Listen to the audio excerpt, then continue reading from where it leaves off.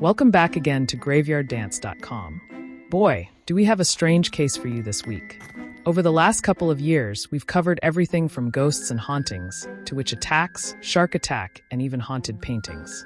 We've covered missing persons and unsolved mysteries as well, but never anything like the story you're about to hear today.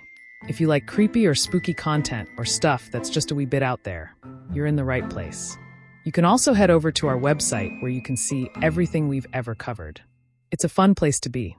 That's graveyarddance.com. If you will, please take just a moment to scroll down and hit that social media bar and smash all those icons. It helps us so much, you simply have no idea just how much it does. We love and appreciate everyone that takes the time to deep dive our site and watch our stuff.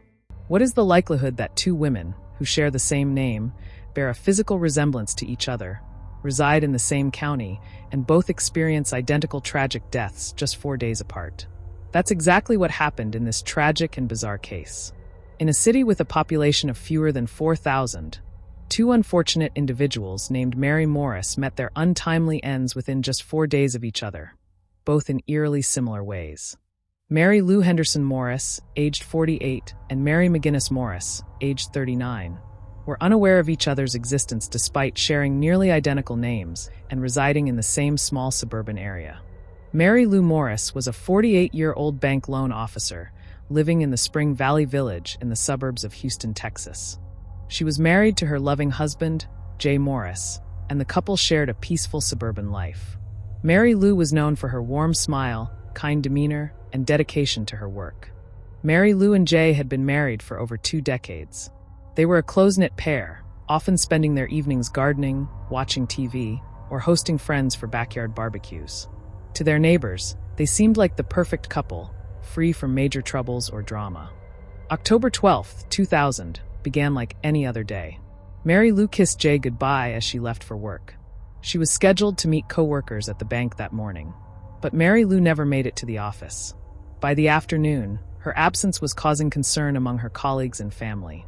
Later that day, authorities found Mary Lou's car burned beyond recognition in a remote area of Harris County. Inside the vehicle were human remains that were later identified as Mary Lou's through dental records. The gruesome nature of the discovery shocked everyone who knew her. Police immediately launched an investigation. They were baffled by the crime scene. The fire had destroyed almost all potential evidence. Detectives combed through Mary Lou's personal and professional life, looking for any clue that might explain why someone would want to harm her. Mary Lou's friends and family described her as someone without enemies.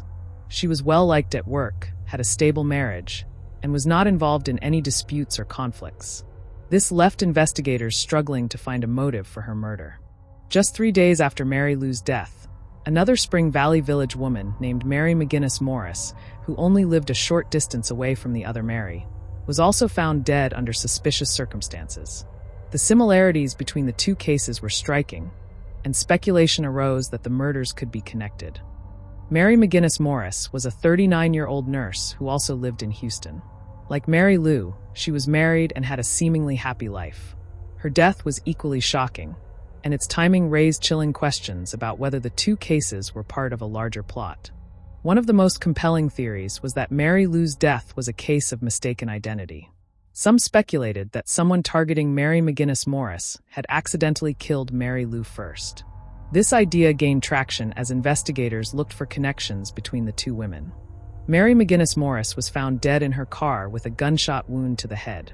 Unlike Mary Lou's case, there was evidence suggesting foul play. Her murder scene included signs of a struggle, and her family revealed she had been fearful in the weeks leading up to her death due to threats from a co-worker at the plant where she worked. It was reported that she even began carrying a firearm due to the threats from this person. Mary McGinnis Morris' husband, Mike, came under scrutiny during the investigation. While he denied involvement, some aspects of his behavior, including a suspicious alibi and reports of marital tension, raised eyebrows. However, no concrete evidence tied him to the crime. Back in Mary Lou's case, her husband Jay was devastated. He worked closely with police, answering questions and offering any information that might help.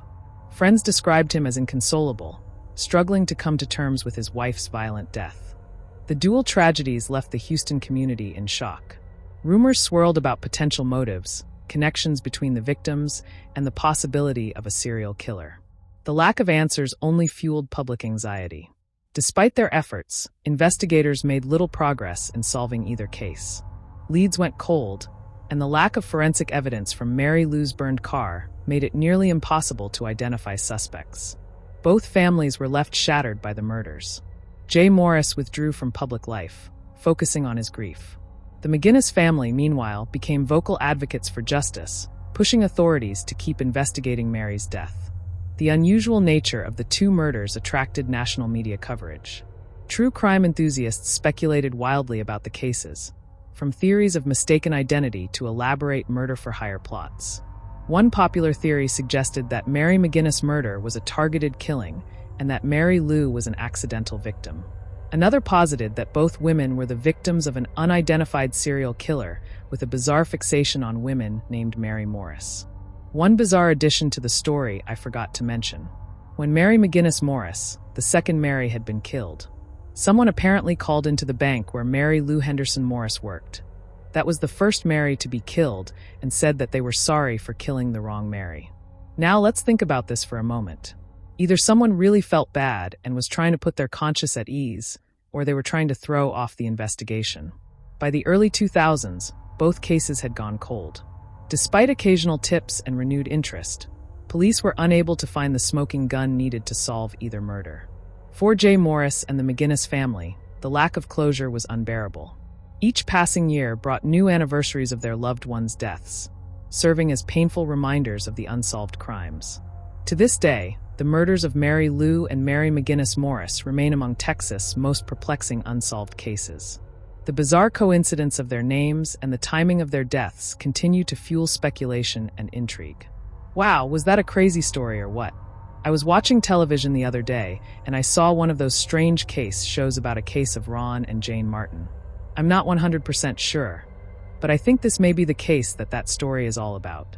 Anywho, we hope you enjoyed the story. Check out the rest of our work at graveyarddance.com. Don't forget to like, share, and subscribe to our channel if you like what we do. Till next time, thanks for watching.